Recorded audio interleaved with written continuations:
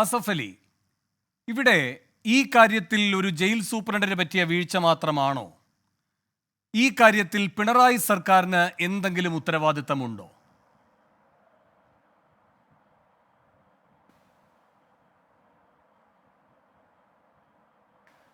ഈ ജയിൽ സൂപ്രണ്ടിനൊരു പാളിച്ച പറ്റിയെന്ന അഭിപ്രായമൊന്നും എനിക്കില്ല. ഈ ജയിൽ അഡ്വൈസറി കമ്മിറ്റിയിലെ നോൺ ഒഫീഷ്യൽ മെമ്പേഴ്സ് എല്ലാം ഗവൺമെൻറ് നോമിനേറ്റ് ചെയ്യുന്ന ആളുകളാണ്. TP ചന്ദ്രശേഖരൻ കേസിൽ പ്രതിക്ക് വേണ്ടി ഹാജരായ ഒരു അഭിഭാഷകനടക്കം കേരള ജയിൽ ഉപദേശക സമിതിയിൽ അംഗമാണ് എന്നുള്ളതാണ് ഒരു വിചിത്രമായ കാര്യം. കാരണം നമ്മൾ പരിശോധിക്കേണ്ടത് നമ്മുടെ സംസ്ഥാനത്ത് നടന്ന ഏറ്റവും വലിയ ഭീകരകൃത്യങ്ങളിൽ ഒന്നായിരുന്നു TP ചന്ദ്രശേഖരൻ മർഡർ. ഞാൻ ഭീകരകൃത്യം എന്ന് പറയാൻ കാരണം UAPAയിൽ ഭീകരകൃത്യത്തെ നിർവചിച്ചിട്ടുണ്ട്. Striking terror or attempt to strike terror, ഭീകരത അഴിച്ചുവിടുക അല്ലെങ്കിൽ അഴിച്ചുവിടാൻ ശ്രമിക്കുക. And by using lethal weapons or explosives, മാരകായുധങ്ങളോ അല്ലെങ്കിൽ സ്ഫോടനങ്ങളോ ഉപയോഗിച്ച്, and causing death or injury, അതാണ് UAPAയിൽ വിവരിച്ചിരിക്കുന്ന ഭീകരകൃത്യം.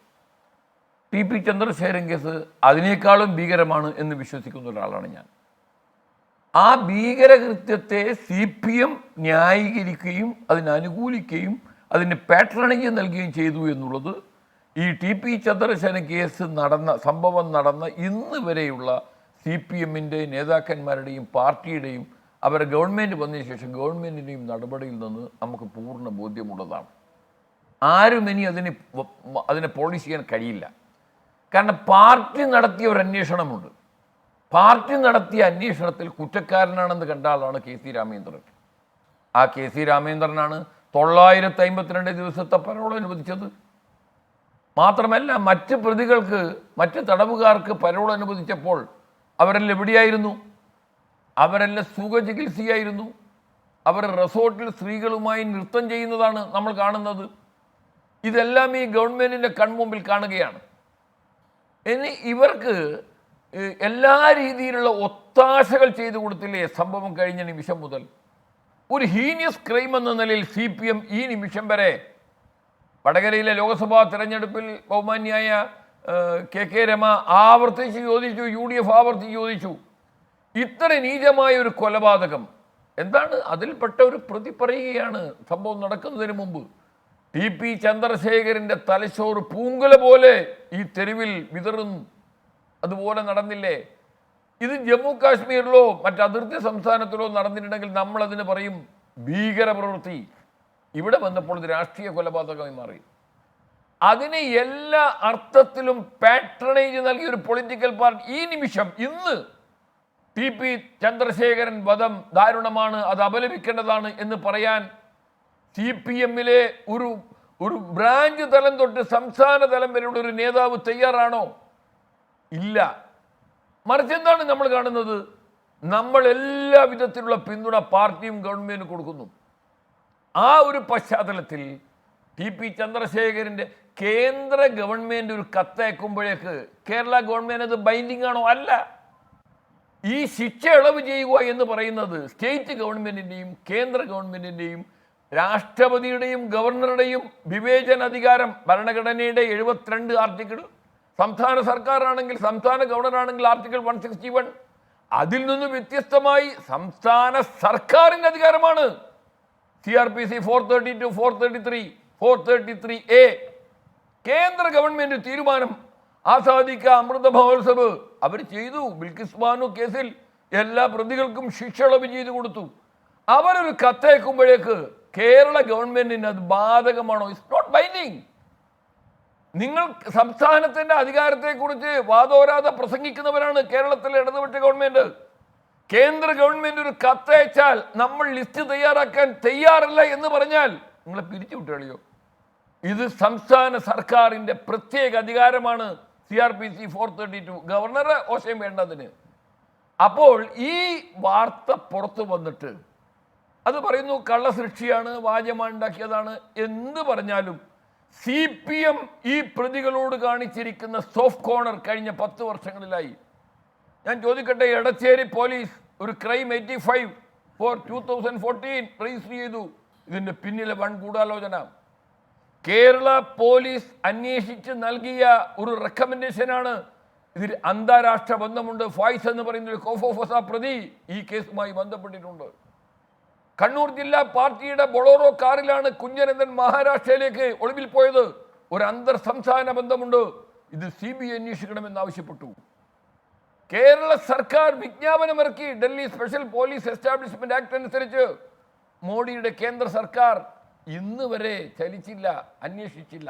അതിരിക്കട്ടെ, കേരള ഗവൺമെന്റ്, കേരളത്തിലെ ഇടതുപക്ഷ ഗവൺമെന്റ് കഴിഞ്ഞ 10 വർഷക്കാലം എന്തുകൊണ്ട് ഇത്ര സീരിയസ് ആയ ഒരു ക്രിമിനൽ ഗൂഢാലോചന അന്വേഷിക്കാൻ കേരള പോലീസ് നൽകിയ അന്വേഷണം നിങ്ങൾ അന്വേഷിച്ച് ക്ലോസ് ചെയ്യാമല്ലോ? നിങ്ങൾക്ക് 10 വർഷമാണ് ആ സംഭവം, ആ അന്വേഷണം മരവിപ്പിച്ചിരിക്കുന്നു. ഇതിനാരാണ് ഉത്തരം പറയേണ്ടത്? അപ്പൊ പ്രതികൾക്ക് വേണ്ടി പ്രതികളുടെ പാട്രണേജ് CPM കൊടുത്തു എന്നത് ഇതിൽ കൂടുതൽ ഇനി എന്തെങ്കിലും തെളിവ് വേണോ? കേരള ഗവൺമെന്റ് അവന് നിക്ഷിപ്തമായ അധികാരം ഉപയോഗിച്ചാൽ തന്നെ ഈ പ്രതികളെ അങ്ങനെ ശിക്ഷ ഇളവ് ചെയ്ത് കൊടുക്കാൻ പ്രിമേച്ചർ റിലീസിന് സാധിക്കില്ല. കാരണം 433A എന്താ പറയുന്നത്? തടവ് ശിക്ഷ, ജീവപര്യന്തം തടവ് ശിക്ഷ വിധിച്ച പ്രതികൾക്ക് 14 കൊല്ലം മിനിമം ജയിലിൽ കിടക്കണം. ഹൈക്കോടതി വിധി 14 കൊല്ലം. ഇവർ ഇത് ചെയ്യുമെന്ന് കാരണം എന്താണെന്ന് അറിയുമോ? നേരത്തെ ഇവിടെ പറഞ്ഞില്ലേ, ജയകൃഷ്ണൻ മാസ്റ്ററുടെ വധം മറ്റൊരു ടെററിസ്റ്റ് ആക്ട് ആയിരുന്നു. ആ ടെററിസ്റ്റ് ആക്ടിൽ ആ ക്ലാസ് മുറിയിൽ അന്നുണ്ടായിരുന്ന 16 കൊച്ചു കുഞ്ഞുങ്ങൾ ഇന്നവർ വലിയവരായി, അവരെല്ലാം മന്ദബുദ്ധികളായി. അവരുടെ പുസ്തകത്തിലാണ് തലച്ചോറും ചോരയും തെറിച്ചു വീണത്. ആ കേസിൽ ഞാൻ ചോദിക്കട്ടെ, അതിലെ പ്രധാനപ്പെട്ട പ്രതിയെ സുപ്രീം കോടതിക്ക് ശേഷം ശിക്ഷ ഇളവ് ചെയ്ത് കൊടുത്ത ഒരു പാർട്ടിയും ഗവൺമെന്റുമല്ലേ കേരളത്തിലെ ഇടതുപക്ഷ ഗവൺമെന്റ്. അപ്പൊ ആരാണ് ടെററിസ്റ്റ് ആക്ടിനെ പാട്രണേജ് നൽകുന്നത്?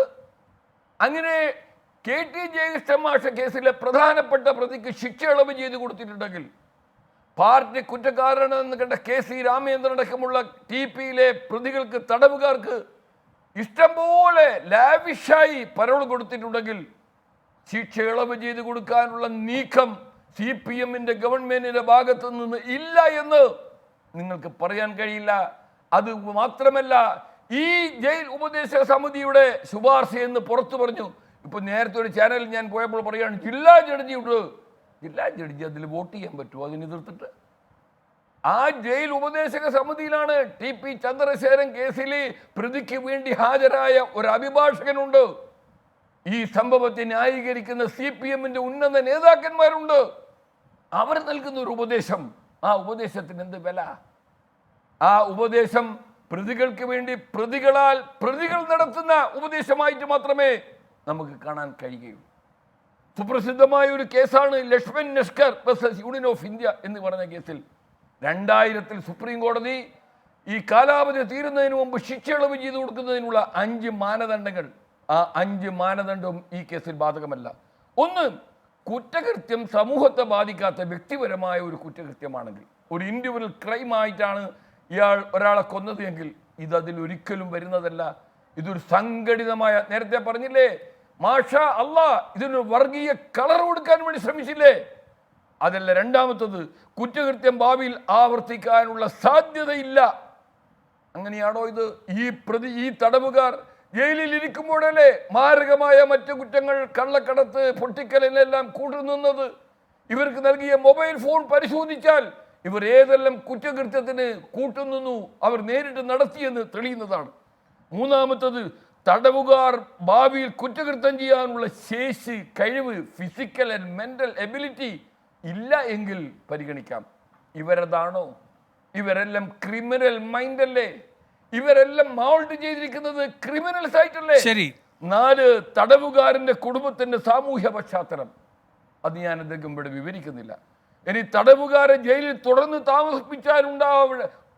താമസിപ്പിക്കേണ്ടതിന്റെ ആവശ്യകത. ഇവരെ തുടർന്ന് താമസിപ്പിക്കണ്ടേ? ഇവർ പുറത്തിറങ്ങിയാൽ is it not a menace to the society? സമൂഹത്തിനൊരു ഭീഷണിയല്ലേ ഇവർ പുറത്തിറങ്ങുന്നത്? ഈ 5 കാര്യങ്ങൾ പരിശോധിച്ചാൽ ഇന്ന് CPMന്റെ സംസ്ഥാന സർക്കാർ പറയുമോ ഇതിലേതെങ്കിലും ഒരു മാനദണ്ഡം? സുപ്രീം കോടതിയുടെ ഗൈഡ് ലൈൻസ് ആണ്. ശരി ശരി. അതുകൊണ്ട് മോഡി അയച്ച ഒരു കത്തിന് മോഡി അങ്ങ് നിങ്ങൾ അയക്കുമ്പോഴേക്ക് ബിൽക്കിസ് ബാനു കേസിൽ ആസാദി കാ അമൃത മഹോത്സവ് കൊണ്ടാടുമ്പോൾ ബിൽക്കിസ് ബാനു കേസിലെ ഹാർഡ് കോർ ക്രിമിനൽസ് ആണ് ഇറങ്ങി പുറത്തു പോയാൻ നോക്കിയത്.